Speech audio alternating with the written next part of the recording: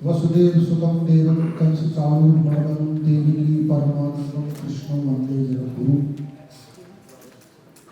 वशिष्ठ जी ने हम सभी को बुद्ध के बहुत अच्छे दर्शन कराए, इनका बहुत बहुत धन्यवाद। आप सभी एस्ट्रोलॉजर हैं, बहुत आसानी से समझ गए होंगे बुद्ध का दर्शन का क्या मतलब है। जो हास्य है हमारे जीवन में, जो मनोरंजन है, उसका स्वामी बुद्ध है।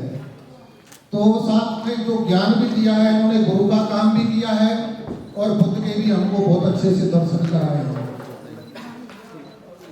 ज्योतिष में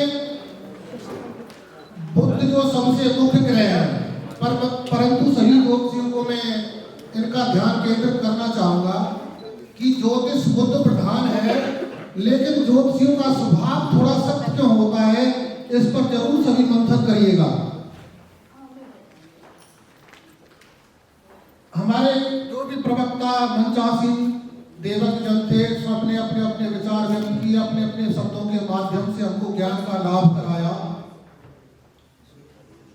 और कई बातें मुझे ऐसी लगी कि उन पर हम कुछ और भी आगे कर सकते हैं, कुछ बोल सकते हैं, कुछ और अनुभव कर सकते हैं, रिसर्च कर सकते हैं। जैसे बताया 108 के बारे में बताया हमको कि 12 राशि 9 ग्रह 108 हो गए। वशिष्ठ जी ने बताया सूर्य और शनि हो गए, पिता पुत्र हो गए। लेकिन इसके आगे भी हम जा सकते हैं। 108 से आगे जब आप कभी संत परंपरा में जाएंगे, अध्यात्म में अपने में, तो एक अंक और भी होता है। वो कौन सा होता है? 1008। संतों में जो उपाधि होती है शीर्ष, वो 1008 की होती है। अब 1008 को आप 9 और 12 से कैसे करोगे?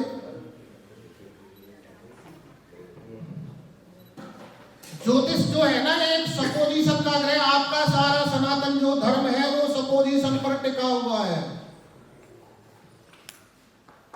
आप ये ना समझो कि जितना हमने जान लिया है वो ही सर्वस्व है, उससे आगे कुछ नहीं है, उससे आगे बहुत कुछ है और उसको हमको समाज में इम्प्लीमेंटेशन करके दिखाना है।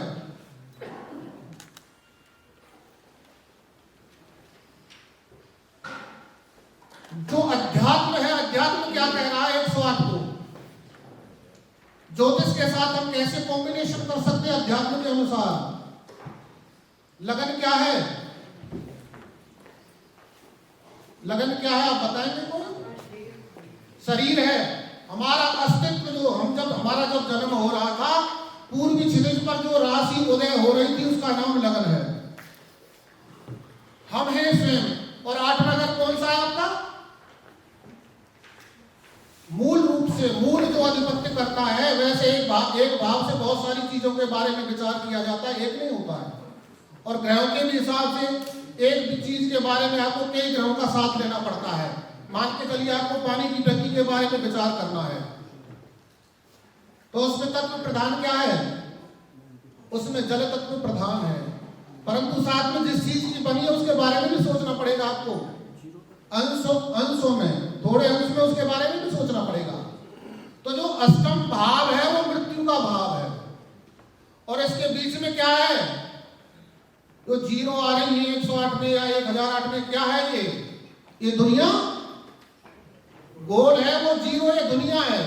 ये जो जीवन है हमारा, जीवन और मृत्यु के बीच में जो सारा कुछ है वो सब 1008 और 108 में समाहित हो रहा है। अध्यात्म के अनुसार हम इस चीज को ऐसे भी ज्योतिष के साथ जोड़ सकते हैं, क्योंकि ज्योतिष की बहुत सारी विंग है, आप सभी जानते, एक नहीं है। वैदिक ज्योतिष है, लाल किताब है, रमल ज्योतिष है, अलबरूनी की है, सेफेरियल की है, फेंग शुई है, बहुत सारी एस्ट्रोलॉजी है। कई एस्ट्रोलॉजी ऐसी जिनके बारे में हम जानते ही नहीं है।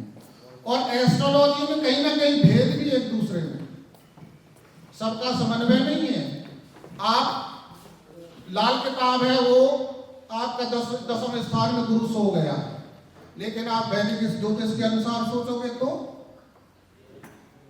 वैदिक ज्योतिष आपको देखेगी बृहस्पति है क्या वहां पर, किस राशि पे बैठा है, जिस राशि पर बैठा है, कितनी डिग्री पर बैठा है, उस राशि का स्वामी कहां बैठा है, वो कितनी डिग्री पर है, वो बृहस्पति को देखता पूछता है बृहस्पति का उसका संबंध क्या है। तत्कालिक मैत्री में वो मित्र है, अति मित्र है, सम है, शत्रु है, अति शत्रु है। तब विचार के निष्कर्ष आपके सामने निकल के आएगा कि वो बृहस्पति वहां पर क्या करेगा। यद्यपि हमारे मंच के जितने मंचासीन प्रवक्ता हैं उन्होंने बहुत सारा ज्ञान आपको दिया है और ये एंडलेस है। मेरा निवेदन सभी से ये है कि इस ज्योतिष को हम सभी संगठित होकर आगे बढ़ाएं और पूरी जो दुनिया है इसकी शक्ति को माने। एक पंत जी ने कहा कि कुछ लोग इंग्लिश में उन्होंने वर्ड यूज किया था, मैंने आपको पहले ही बताया मैं ग्रामीण अंचल से आने वाला व्यक्ति हूं। मैंने ज्योतिष को उंगलियों पर सीखा है। मेरे टाइम पर सॉफ्टवेयर नहीं थे। मेरे गुरुदेव ने मुझे 2.5 से गुणा करना, 2.5 से भाग करना उस तरीके से मुझे सिखाया। हरीश मेरा छोटा भाई भी है, मेरा शिष्य भी है। मेरे 6 पांडु पुत्र हैं अब तक। आप कहेंगे पंडित जी आप ये पांडु पुत्र 6 कहां से ले आए, सोच रहे होंगे स्वाभाविक रूप से। तो पांडु का तो एक भी पुत्र नहीं, आप सभी जानते होंगे इस बात को भी। यदि तत्व से विचार करेंगे पांडु के पास तो वो सामर्थ्य नहीं है वो पुत्र पैदा कर दे। वो सब उनकी आराधना, जो कुंती को मंत्र शक्ति मिली है माधुरी के माध्यम से वो पुत्रों का अवतरण हुआ है धरती पर। इसलिए बहुत सारी बातें कथा की जो एक मानव से भिन्न होती हैं, उनकी जो मैच नहीं करती। हम लोग उनको एक मानव की तरह देखते हैं और वो मानव है नहीं, मानव से पैदा ही नहीं हो, तुम कैसे कह देंगे वो मानव है। तो कई बातें ऐसी हैं ज्योतिष की जिनको हमको बहुत आगे बढ़ाने की जरूरत है। मेरे जो 6 शिष्य हैं उनमें से मैं बता रहा आपको, मैं स्टार्टिंग की थी थोड़ी सी हमारी मिसकम्युनिकेशन हो गया था। जो हमारे प्रोग्राम के ऑर्गेनाइजर हैं उनका ये कहना था कि शुरुआत में हम वशिष्ठ जी को अवसर देंगे, तो शुरुआत में उन्होंने मुझसे कहा कि आप आशीर्वचन कहिए। मैं कहा ये भी नियम के बंदे आशीर्वचन हम किसी विद्वान को क्या आशीर्वचन दे सकते हैं। विद्वान की तो परिभाषा ही ये है कि विद्वान विद्वान का सम्मान करे। सुने, यदि आप सनातन में जाओगे, यदि आप सनातन में जाओगे, कई बार मैंने देखा है हमारे जो ज्योतिषी लोग हैं ना, वो ज्योतिषी तो बहुत अच्छे हैं और सनातन की बात भी करते हैं, लेकिन सनातन की मर्यादा को नहीं समझ पाते हैं। सनातन वो धर्म है जहां सुना भी जाता है और सुनाया भी जाता है। आप भगवान भोलेनाथ जी की कथा सुनिए कि वो कुम्भ ऋषि के पास जाते हैं, अगस्त ऋषि के पास जाते हैं। अगस्त ऋषि क्या है, भगवान भोलेनाथ जी के उपासक हैं, लेकिन भोलेनाथ जी नीचे बैठे हैं और अगस्त जी ऊपर बैठे और कथा सुन रहे हैं। एक बार अगस्त जी की भी इच्छा होती है कि मैं भगवान भोलेनाथ जी से सुनूं, तो भोलेनाथ जी ऊपर विराजमान हो जाते हैं, अगस्त जी नीचे आ जाते हैं। आप कोई भी सनातन की कथा सुनिए कि एक बार 88,000 ऋषि मुनियों ने, सौनक आदि 88,000 ऋषि मुनियों ने सूत जी से पूछा। अब सूत जी कौन है? सूत जी तो बालक हैं, उनसे बहुत ज्यादा सीनियर, कितनी बार कथा सुन चुके हैं उनसे, उनको उन कथाओं के बारे में बहुत ज्यादा जानकारी है, लेकिन फिर भी सूत जी को आऊ पर बैठाया हुआ और सौनक आदि 88,000 ऋषि मुनि नीचे होकर सुन रहे हैं। तो ये एक जो बताया मंच के बारे में जो टिप्पणी की गई, मुझे लगता है कि ये कहीं ना कहीं हमारी कोई ना कोई उसमें कमी, हमने उस बात को पूरी तरह से समझा नहीं। एक बात की ब्राह्मणता कोई एकाधिकार नहीं है, मैं मानता हूं कोई एकाधिकार नहीं है। कोई भी शुरू से आप अपनी कल्चर में जाओगे, सनातन का दर्शन करोगे तो आपको ऐसी चीज कहीं नहीं मिलेगी।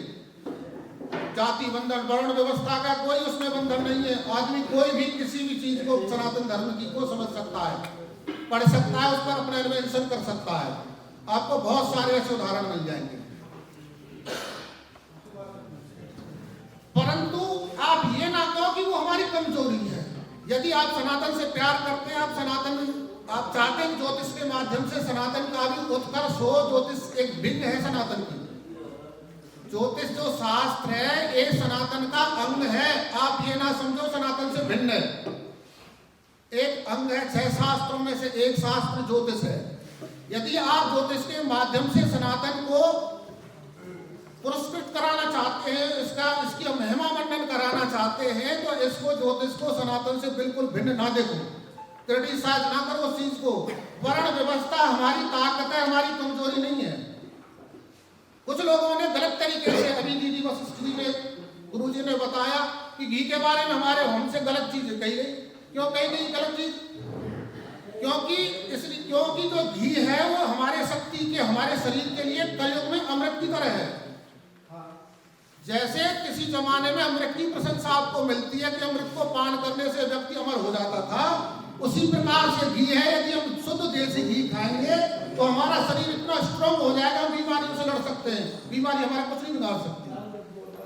लेकिन उसको गलत तरीके से हमारे सामने एक्सप्लेन करके, एक षड्यंत्र के माध्यम से कि घी खाने से आपका कोलेस्ट्रॉल बढ़ेगा, आपको बीमारी हो जाएगी, आपका बीपी हाई होने लग जाएगा, आपको हार्ट अटैक आ सकता है, हमको डरा दिया गया और उस घी को हमारे सामने से छीन लिया और दुनिया भर की बीमारी हमारे ऊपर थोप दी गई। उसी प्रकार जो वर्ण व्यवस्था है वो हमारी ताकत है, कमजोरी नहीं है।